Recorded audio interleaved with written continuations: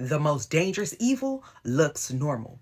It doesn't always announce itself. It doesn't always raise its voice. It doesn't always look angry or violent or intimidating. Sometimes it smiles. It compliments you. It gains your trust. It shows up exactly the way you hoped someone would. That's what makes it dangerous. And before I go any further, let me explain what I mean when I use the word evil.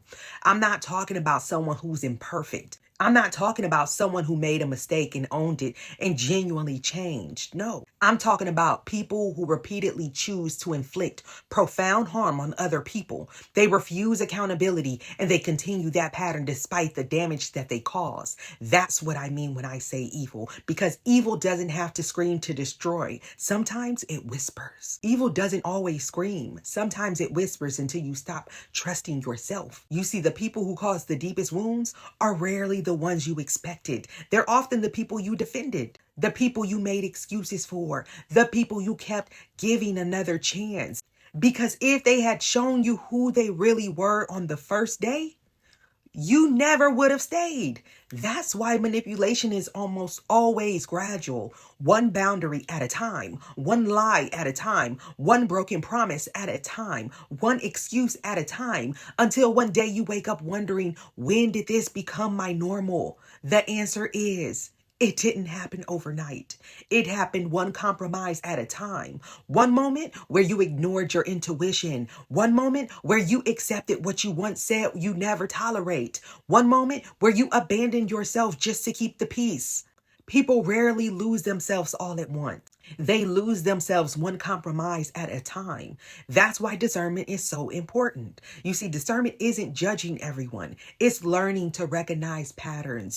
Anyone can say the right words, but character is revealed by repeated choices. So pay attention to the person who is kind only when they're getting something.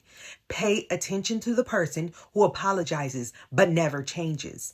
Pay attention to the person who always has a reason why everyone else is the problem. Because eventually, patterns become louder than promises. And one of the biggest mistakes that we make is believing that familiarity equals safety. It doesn't.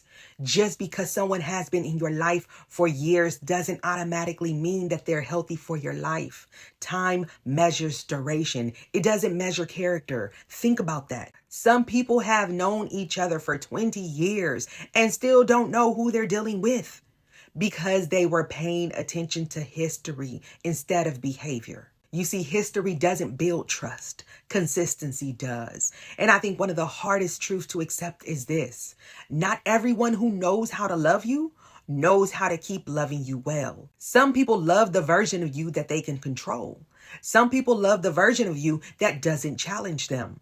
Some people love the version of you that never says no. And the moment you begin growing, that relationship changes. And it's not because you became difficult, but because your boundaries exposed what the relationship had been built on. You see, there's an old piece of wisdom that says, when someone shows you who they are consistently, stop arguing with what you're seeing. That doesn't mean people can never change, though. You see, people absolutely can, but change isn't something that you imagine. It's something that you observe. Real change has evidence. Real growth leaves footprints. Real accountability produces different behavior. And if the behavior never changes, don't let hope convince you that reality has. That's not wisdom. That's wishful thinking. And wishful thinking has kept a lot of decent people trapped far longer than they needed to be. Because your peace isn't found in giving endless chances. Your peace is found in recognizing when you've already been given enough information to make a healthy decision. And that's not bitterness. That's maturity. That's discernment. That's self-respect. And that's exactly why I do what I do. I want people to reinterpret their past so that they can create a future that's greater than it. And that's exactly why I wrote Phoenix from Stability to Power. Because once you begin seeing people clearly, the next challenge isn't changing them. It's rebuilding yourself. Learning to trust your own intuition again. Learning that boundaries aren't punishment, they're wisdom. Learning that protecting your peace isn't selfish. It's necessary. And if that's the season that you're in right now, I truly believe Phoenix will help you take that next step from simply surviving to stepping back into your power. Because so many people don't stay trapped by what happened. They stay trapped by continuing to hope that someone will become who they've repeatedly shown them that they are unwilling to become. You see, there comes a point where protecting your peace becomes more loving than protecting someone else's image. That's growth. That's freedom. And that's choosing yourself without needing to hate anyone else. You see, the most dangerous evil looks normal.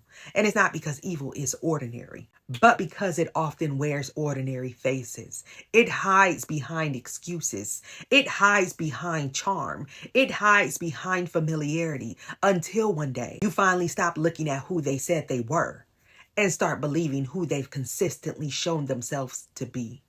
And that changes everything. Because once you see clearly, you stop negotiating with what you already know.